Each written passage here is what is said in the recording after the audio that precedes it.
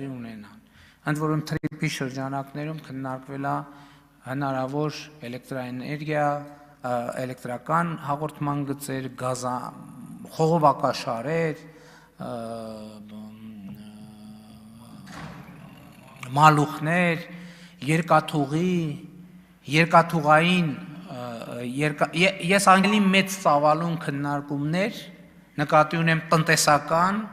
և քաղաքական երբեմն վերջին անգամ ունեցել։ Անվտանգային էլ չեմ ասում, որ առաջին անգամ ընդ որում այսպիսի բան հաճախ չի լինում, որ Միացյալ Նահանգները հենց այցի ընթացքում պաշտոնական ցույց է դրվում, որ ժամանակակից, ամենաժամանակակից հետախուզական տեխնիկան է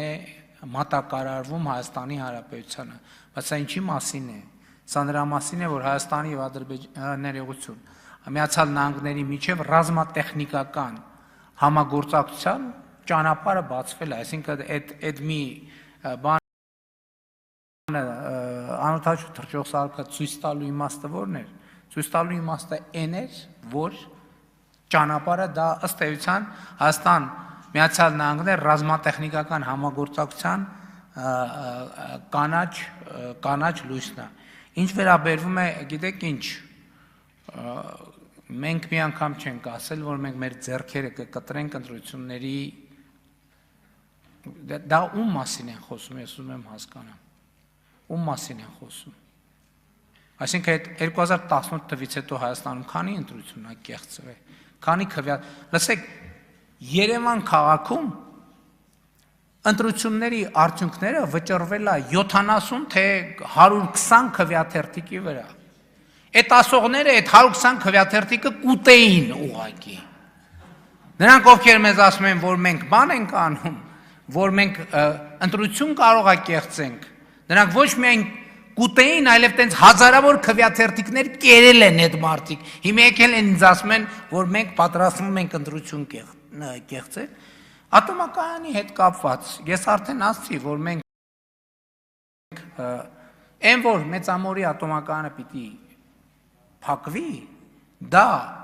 համապարփակ և ընդլայնված գործընկերության համաձայնագրով ստանձնել է Սերժ Սարգսյանը։ Այսինքն, հիմա մենք ասում ենք, որ նոր ատոմային կայան ունենալու հարցը քննարկում ենք մի քանի գործընկերների հետ՝ Ռուսաստան, Միացյալ Նահանգներ, Ֆրանսիա, Կորեա, Հարավային Կորեա և Չինաստան։ Եվ Միացյալ Նահանգներն էլ ակնհայտորեն արդեն 1-2-3 համաձայնագիրը ստորագրեց ԵՄ-ի ներդրումներից այս պայդրությամբ մենք 900 միլիոն եվրոյի ունենք ծրագրեր և առաջիկայում այդ ծրագրերը կավելանան։ Եվ նաև իդեպ հյուսիս-հարավի Սիսիան, Քաջարյան հատվածի կառուցման գործում էր, այս ծրագրի, այս փաթեթի շրջանակում ներդրումներ տեղի կունենան և այլն և այդպես շարունակ։ Որ արձագանք եք։ Արձագանք։ Բնականաբար սպառազինության վերաբերյալ մի ճգնաղ միտք է հայտնել մեր գործընկերը խորհրդարանական, որ Հայաստանում դրա ավելի լավ արտադրատեսակները կան և չարժեր այդքան, որ ԱՄՆ-ից նման անօթաչու սարքեր գնենք։ Չեմ թաքցնի, Հայաստանում կան լավ արտադրատեսակներ և մենք նաև այդ լավ արտադրատեսակներն ենք ձեռք բերում և Միացյալ Նահանգներից ձեռք ենք բերում էլի լավ արտադրատեսակներ և մեր լավ արտադրատեսակները պատրաստ ենք նաև վաճառել Միացյալ Նահանգներին, այնպես որ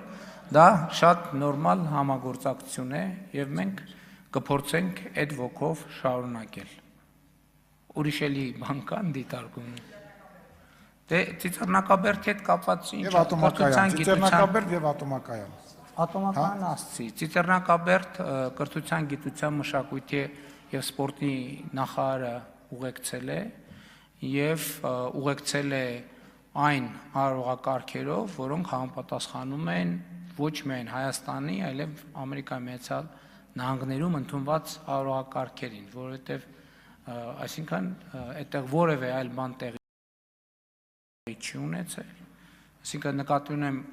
արարողակարգային հարցերում հաշվի առնվում ոչ միայն ընդունող կողմի արարողակարգային նրբությունները, այլև հյուր կողմի արարողակարգային նրբությունները եւ ամեն ինչ արվել է այդ տրամաբանությամբ եւ որպեսզի համապատասխանի այդ թվում Միացյալ Նահանգների արարողակարգին, որևէ այլ բան ձեր ասած համատեքստում տեղի չի ունեցել, չնայած տեղի են ունեցել բաներ, որ ավելի ճիշտ կլիներ տեղի չունենան, բայց դա ուրիշ խոսակցության թեմա է։ Շնորհակալ եմ։ Շնորհակալություն, պարոն վարչապետ, օգտվելով նիստ վարողի իրավունքից մի արտահերթ հարց տամ, կարծում եմ հավելյալ պարզաբանման կարիք ունի, քանի որ այս ատոմակայանի թեման շատ է շահարկվում, ի վերջո երբ է փակվելու, ինչ պայմաններում, մինչև այդ արդյոք մենք նոր ատոմակայան կառուցած ենք լինելու, արդյոք որոշված է ինչպիսին թե եւ ում հետ համագործակցությամբ, խնդրեի պարզաբանել։ Տեսեք, մենք հիմա գտնվում ենք Մեծամորի ատոմակայանի գործունեության ժամկետը մինչև 2036 թվականը երկարացնելու ցիկլի մեջ, որից հետո եւս մի փուլ ենթադրվում է 10 տարով